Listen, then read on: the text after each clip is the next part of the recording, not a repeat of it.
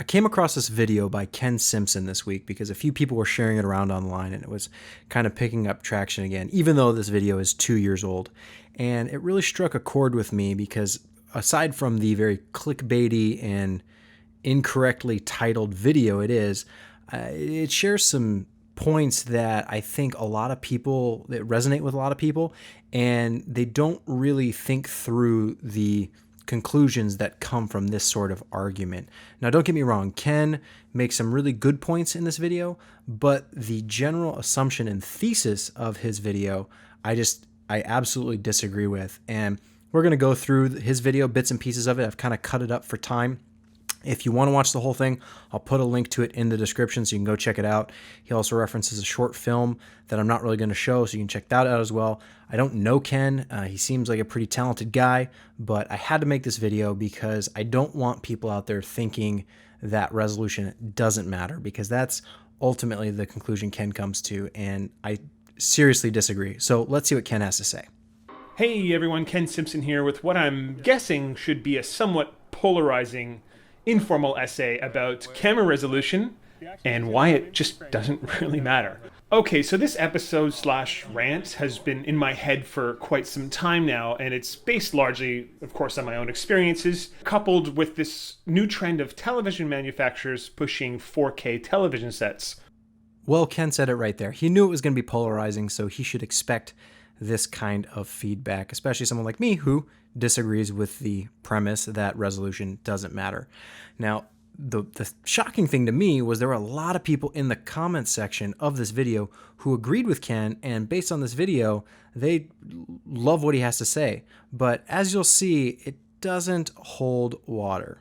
I thought I'd kick this episode off by first showing you some footage of my short film, Happenstance. So let's watch that now, shall we? So this is the short film that I cut out for time. It essentially looks exactly what you just saw. It's low res, it's got tons of motion blur, and that's because of some technical limitations that I'll let Ken explain. This short was shot in February of 2009 for the very first Viewpoint Film Challenge on a revolutionary little device called the iPhone. So the resolution of the 3G/Cycorder combo was 384 by 288 pixels. Obviously, shooting on the iPhone, an iPhone that couldn't even do video at the time, is a huge limitation, and I applaud Ken for being able to pull together a short film using that camera with those limitations, because that is an achievement. However, I think, and hopefully this is obvious to you from the short clips that have been shown, that it's not a very pleasing film to look at. And granted, it's not 720, so we're not to the clickbaity title just yet, but this goes to show that the visual aesthetics of a film do, in fact, matter. If I saw a trailer for the next Avengers movie that looked like this, I frankly would wonder if I was being punked, because that is not a movie I would want to go see. And that's not to say that resolution and image quality is everything. Certainly, storytelling, characters, costumes, locations, makeup, everything that goes into a film is important, and resolution and image quality is not the number one most important thing. However, it really, really, really helps to have your film look good, or your video project looking good, so that people aren't distracted by the significant amounts of motion blur or the questionable resolution. You can't tell what's happening, or just wondering if things are even in focus. It's very hard to watch a film like that. So why do this? Why bother shooting a short film this way? Why shoot any film this way? Well, I did it because I felt that it was in tune with the whole spirit of the Viewpoint Film Challenge, which was to stop talking about making a movie and just go out and make one. And I absolutely agree. Use whatever you have to make whatever idea is in your head. If you have an idea for a film or a short film, feature film, documentary, video project, you want to make a fun commercial, you want to make a comedy, go for it. Do it. Have fun. Make it. Use what you have, whether it's an iPhone, a cheap point-and-shoot camera, a camcorder, even you got a Red Epic, maybe you bought one. Do it with that. Whatever it takes, just do the project. That's absolutely true. I have no problem with what Ken is saying here, because I think that motivation, people need that. It's hard to make movies. Video and filmmaking is a difficult thing that takes a lot of collaboration. So you always need people motivating you to do that work. It's not easy. So no problem with what Ken's saying here. I just felt that if I could figure out a way to MacGyver a phone to shoot a movie, then what was everyone else's excuse for not making their film? Well, some films are harder to make than others, and some people really want, if they're going to spend a lot of time, effort, energy, and potentially money making a project, why would you want to shoot it on an iPhone and have it come out looking like crap if that's not what you want to spend all that money and resources on? You're investing a lot when you're doing a video project or filmmaking of any kind. It takes a lot of people, a lot of coordination, and it would be a shame to have an end result that was limited because of the video quality. When someone doesn't want to watch it or it's distracting, it takes away from the story potentially because the image quality just isn't there. But more than that, I was trying to prove a point that it's not the camera or any piece of gear that makes for an enjoyable movie-going experience. My personal belief is that it's the talents and the ingenuity of the cast and crew that's of utmost importance. And in our case, the cast and crew only consisted of Anthony Green, Saffron Cassaday, and myself. And the only piece of gear that we had was one iPhone, and that's it. Of course, the cast and crew matter. And of course, it's not all about the gear. But you can't downplay the gear so much to say that it has no impact or no value, and that all those other things are so much more important. Because at the end of the day, what people are watching is a video or a short film, and it's a visual medium. They need to communicate with this story in a visual manner. And if those visuals are holding that story back, that is a serious problem. I know a lot of directors, producers, and cinematographers, and even editors who regard like 720p as amateurish and not really broadcast worthy. Well, the funny thing is that I actually got nothing but compliments on the film's look. After the screening, a lot of people came up to me and they asked me what filters I used, and they really commended me on the bold stylization of the film. Now, I don't mean to downplay the compliments that Ken received on his short film. Maybe the thing is they loved it. Me personally, wasn't my thing, but hey, to each their own. It's a subjective thing. However, when you're dealing with these filmmaking communities, there is an understanding, especially when you understand the limitations, or you know that like these people are working on a shoestring budget, they're not making money, they're doing it for fun in their spare time. There is an understanding that what they are watching is not going to be Hollywood caliber. That it's going to be low budget, and they understand that and they're willing to forgive.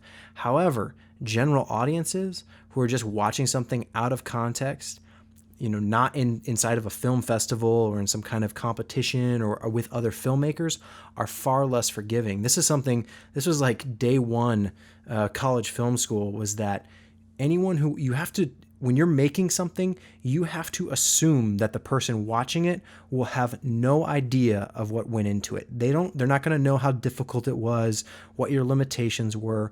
All they have at the end of the day is what you've made to watch. It's just like an editor can't, come scene 2, can't just put up a black screen and type some text on and says, imagine that the hero has a big shootout right here, right?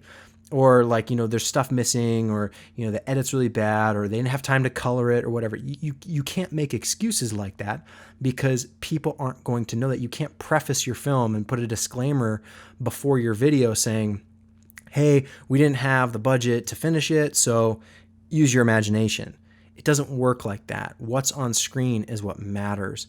And so when you're doing something for a film competition or whatever, like a 48-hour film challenge, I've done a few of those, and everyone in that environment understands that it was made in 48 hours, and they get that that's a difficult, challenging thing, and that you're forced to use specific props or specific lines to ensure that it was made within that time constraint. But anyone else outside of that film challenge has no context for any of those things. So they're purely going to judge it based on like what it actually is. They're not going to know. And if it looks really bad, maybe, it's got a ton of motion blur because it was shot on an iPhone with 3G or whatever way back when, jailbroken, or it just, they don't like the look of it, whether it's because of resolution, color correction, whatever, all the aspects that go into image quality, you can't make excuses for that. If people were able to enjoy the film-going experience with just the barest of resolution, it got me to think, well, then what does more resolution get you? It gets you a more enjoyable experience. This short film, I guarantee you, would be more enjoyable if it were better looking. That's not to say that it's horrible because it's bad looking, but everything helps, right? If your costumes are somewhat good, if they're even greater, that makes the film better. Everything is amplifying everything else. So even if you have the best actors and the best director and the best lighting and all that stuff, and you film it at like 720p or what he did here with like 300 pixels wide or something, something like that, that can limit the quality, the visual quality of what you're doing compared to someone else who does the exact same project, the exact same film, the exact same video, and shoots it at 1080 or 4K or 8K or whatever, right? At a certain point, there is diminishing returns, but the difference between 720 and 4K, what we're supposed to be talking about by the title of this video, that is a drastic difference that you can notice. And I've noticed this bizarre trend recently of a lot of people shooting web series and web content at 4 and 5K resolutions for the web, mind you. Ken kind of laughs at this, and I get that this was 2 years ago, but the web is the most important place to have high resolution images. We're going to get into this a little bit more because Ken goes into some points and he focuses mainly on TV and how people watch television sets. But I want to focus on the web because he laughs at the fact that people are shooting 4K for the web. And the web is the one place where people have giant monitors and they're sitting very, very close to them. That is the ideal situation where you want higher resolution, not lower resolution.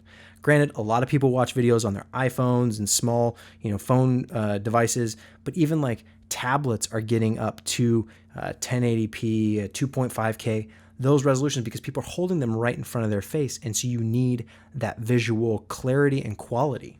And I can't tell you how many times I've heard a director or producer or cinematographer just gush about shooting their short film on a Red camera, like as if that's what's always been holding them back from making a really good looking film. Maybe that is what's been holding them back from making a really good looking film because they've been shooting on their iPhone or some other crappy camcorder that they don't have control over, and they've gotten into post-production, they produced the thing and said, man, this looks like crap. I want to film on an Epic or an Alexa or whatever next time because I want it to look better. I spent all that time, all that money, and I got something that doesn't look the way I want it to look. Of course they're going to be excited. Okay, well, I think that's enough discussion about the acquisition side of things. What about the exhibition? And what about the displaying of all this resolution? And how much of it are we actually really registering anyways? Well, a study conducted in May of 2012 by Nielsen showed that more than 3/4 of all US homes had HD television sets. But 71% of primetime broadcast viewing was still being done in standard definition. Yeah, and I remember that time, and I remember a lot of people complaining about things being in standard def. When you have an HD TV, you're frustrated that you're watching low quality, visual quality, standard definition content. Everyone was clamoring for HD picture on every channel because that's why you bought the HD TV, because you could see the difference. Let's quickly turn our attention to Jeffrey Morrison's excellent CNET article, Why 4K TVs Are Stupid, where he crunches a few numbers and presents the following conclusion that I think is worth quoting. Most people sit about 10 feet from their television. At 10 feet, 120 inches, your eye can resolve an object 0.035 of an inch wide. What's interesting is that a 720p 50-inch TV has pixels roughly 0.034 of an inch wide. That's right. At 10 feet, your eye can't resolve the difference between otherwise identical 1080p and 720p televisions. Except that televisions keep getting bigger and bigger, and most people's living rooms aren't getting any bigger. And so when you get the bigger 60, 70, 80, 90-inch TVs, you need the extra resolution to fill those pixels and that space, because otherwise you're going to start noticing a difference. And, this says the average is 10 feet, but a lot of people sit closer than that. Some people sit further away. Obviously, that's why it's an average. But still, you're talking about a 50-inch TV, which by today's standards is fairly normal. Most people have TVs larger than that, especially for their living room. So if we jump over to carltonbale.com, you can just go to their handy calculator on their website for determining your optimal viewing distance for getting the most resolution out of your TV. I work as an editor, and I have a 42-inch 1080p TV that I use for editing, compositing, and color correction. Based on that screen size and resolution, I'd have to sit at least 5 feet or closer to get the benefit of that 1080p resolution. Any further back from that 5 feet, and I basically have a 720p TV. But let's say I was lucky enough to have a 42-inch 4K TV. Pretty cool, right? Well, in that case, I'd actually have to sit 3 feet or less away from my TV to actually get the benefit of the 4K resolution. So if 3 feet is the maximum distance before you start seeing sub-quality 4K, that's okay, great, fine, whatever. TV, that's its own thing. But you're talking about a monitor for color correcting, and I don't know about you guys, but I sit fairly close to my computer screen. I use an iMac for work, which is a 27-inch iMac, and that has over 1080p resolution on the screen. And I can tell the difference between when I'm watching 1080p content and 4K content. It looks significantly better because I'm sitting closer to it, and I am less than 3 feet. So that's where the 4K matters. So it's not something you just brush off of like, oh, no one sits that close to a monitor. That's what I was talking about. Computing, that is where, and web content, that is where the higher resolution matters because people are sitting closer. It's a personal one-on-one, if you will, between the user and the computer. Whereas in the living room, you need to sit a little bit further away because it's usually a shared experience with 2, 3, 4 people, however many people are in the room. And you need room. You don't want to be all next up to each other, like super close to the TV like we were when we were kids playing video games. So the web is especially important for capturing high quality stuff, whether that's 1080, 4K, or 720, whatever it is, it matters. And if you're shooting 720 saying that that's better or it's going to beat 4K, it's absolutely not. You're going to tell the difference, especially when you're viewing it on a large display that close, like most people do when they're using a computer. Now, I don't know about you, but I don't find it particularly comfortable to sit at arm's length, literally, from my TV. Yes, not from your TV, but from a computer you absolutely would. And that's why I think it's absurd that you laugh before talking about the web content. And granted, I'll give Ken the benefit of the doubt. This was 2 years ago. Things have changed quite a bit, but YouTube has 4K now. Almost, I don't know if Netflix is streaming online in 4K, funny enough, but to set-top boxes, they are. And so 4K is becoming more and more prevalent for these one-on-one experiences where someone is sitting that close to a screen, where they're able to pick out those details and see those pixels. And if there's content that was shot at 720 or lower, it is strikingly noticeable in that environment. Getting back to Jeffrey's CNET article, he recounts a hilarious anecdote of a TV face-off that he had. And in that face-off, he mentions, a few years ago, I did a TV face-off with trained TV reviewers and untrained participants with Pioneer's Curo Plasma 768p against 1080p LCDs and plasmas. Not one person noticed the Curo wasn't 1080p. In fact, most lauded it for its detail. Why? Its contrast ratio was so much better than the other TVs that it appeared to have better resolution. You're talking about the difference between 720 and 1080, the two formats that were kind of picked as the standard for what we call HD, right? The difference between 720 and 1080 is not that big compared to the leap between 1080 and 4K, which is what the title of this video is all about. So if you're talking about comparing 720 to 4K, guaranteed those people would notice. I don't know about you guys, but if you've seen a 4K TV or a monitor of any kind that can display 4K, you notice right away. And granted, you might be looking really close. That's what I did when I went to Best Buy and saw a 4K TV. I walked right up to it and I was like, whoa, oh my gosh, this looks so much better. The text you can actually read. It's not just all pixelated, because at those large screen sizes, like plus 50 inches, over 50 inches, you will notice the difference between 4K and 1080, and definitely notice the difference between 4K and 720. All right, well, what is it that I'm actually trying to get at here? What is it that I'm hoping to accomplish with this episode? Well, my own personal beliefs about what makes for an aesthetically pleasing image has virtually nothing to do with the camera resolution.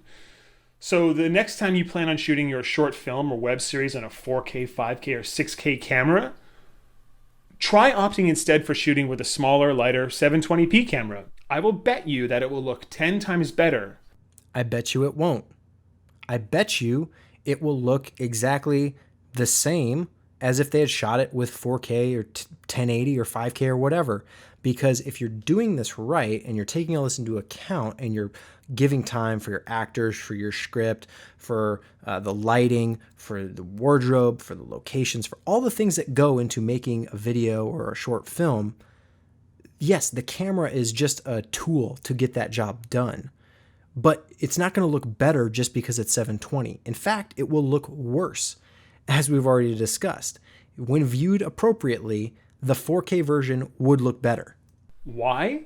Well, because hopefully next time you're going to try a lot harder, and you're not just going to rely on a bunch of pixels to make your movie more impactful and more immersive. Because now you know that more resolution doesn't buy you a more engaging, more cinematic film.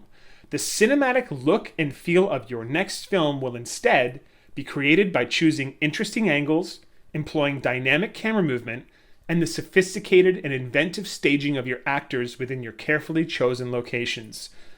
But you can do all that with a 4K camera and make it look better than the 720. So that's what I don't understand. Yes, if I get what Ken is saying in terms of talking to the people who just buy a 4K or 5K camera just thinking that it's going to make their films look awesome. It won't. The resolution will not do that. However, if you do all of those things correctly and you film it in 4K, it will look better than the one you filmed in 720. I can't tell you how many horrible, awful, shitty looking films I've seen shot with some seriously high-end cameras. I've also seen awful, shitty looking movies shot with low resolution cameras. But what I haven't seen is a lot of really, really good movies shot with shitty, low resolution cameras. It does matter. You want that optimal image quality across the board for everything because you're putting all that time into all those other components of the film. Why would you want it to look bad? And not necessarily that 720 is bad, but it's just not optimal. You know, like I said before, when I'm watching stuff on that iMac, you notice the difference between 1080 and 4K. You absolutely notice the difference because the 1080 is not filling all those pixels, and I'm sitting about a foot away from it. And even though the display isn't actually 4K, it's like 2.7K or whatever it actually is, most cameras, you want to film above the resolution and scale down because these cameras, even though they say that they're capturing 4K, it's not really true 4K. Just like I've talked about in other videos. If your camera says it's 1080, it probably isn't true 1080. So you always want to be shooting over whether it's 4K, 5K, 6K, and then scaling down. So you shoot something at 4K, scale it down to 2.5 or 2.7K, it is going to look very, very nice on that resolution monitor at that viewing distance compared to something that's shot with like a 1080p or 720p camera that's not capturing true 720 and 1080 and then displaying it on a 2.7K monitor a foot away from your face. You're going to be rubbing your eyes because you're seeing those pixels and just how bad it looks. Because it does. Usually it looks, in terms of resolution, it looks bad. Even if they use the best lighting, the best makeup, all that stuff, the visual fidelity of that screen and what you're displaying, it matters. It's why the Retina displays on phones, what Apple did with the Retina display on the iPhone, it matters to people because I don't know about you, but if you've looked at an iPad with a Retina display and then gone back and used a non-Retina iPad, you see the difference. You can see the pixels. And not that it like totally ruins your experience with using an iPad, but it does affect the ease of watching it, of looking at the device for extended periods of time. And the last thing you want to do is make people struggle when they're watching your content. You don't want people to be distracted by the visuals. If I haven't been clear up to this point, I'll try to sum it up now. The elusive cinematic scope and grandeur of a movie, what makes a movie look like a movie, comes from the intelligence, creativity, talent, and ingenuity of the men and women in front of and behind the camera, not the camera itself. Yes, absolutely. But that does not mean that 720 beats 4K. In fact, it almost proves that it doesn't, because if you're doing those things in both environments, and one's captured 720, one's captured 4K, the 4K version is going to look better. It will beat the 720. Guaranteed. And there are times where, yeah, you're sitting 15 feet away from the screen and you can't see it. But in modern viewing experiences where a lot of people are watching stuff on the web, up close, on a computer screen, it does matter. So I appreciate the sentiment that went into this, that Ken put into it in terms of just motivating people to get out there and shoot with whatever they have. I would never take anything away from that. Even if you have to shoot at 720p, do it. That's great. That's fine. Start somewhere. Do something. Like Shia LaBeouf says, just do it, Just do it. I guess Nike says that too. But, having that extra resolution doesn't hurt anything as long as you're taking those other things into account. And at the end of the day, if you're investing that time, that energy, those resources, that money, potentially, you want something that's going to hold up and not be distracting because someone's questioning why it's in 720 and they're trying to watch it on their 4K monitor. People want, not all people, there's average consumers who just, they don't care. They watch it on their iPhone. They don't even go full screen with it, whatever. But there are other people who want to appreciate something how it's meant to be appreciated at its optimal level. So I would just really encourage you guys, keep that in mind. There's always a time and a place for shooting on stuff, but don't discredit, 4K, 5K or whatever cameras. Like obviously you don't shoot on them if you don't need it or can't afford it. If for whatever reason you want something to look retro and standard def, and that's the aesthetic you're going for, do it. Great, fine. That's creative license. Feel free. And don't go broke feeling like you have to shoot on an Epic or an Alexa or whatever. No, obviously don't do that either. But if you get the opportunity, whether it's with the GH4 or the A7R2 or the Samsung NX1, all these cameras now that are much more affordable, they shoot 4K. If you're taking all that other stuff into consideration, the 4K is not going to hurt you. And it's going to be better than the 720.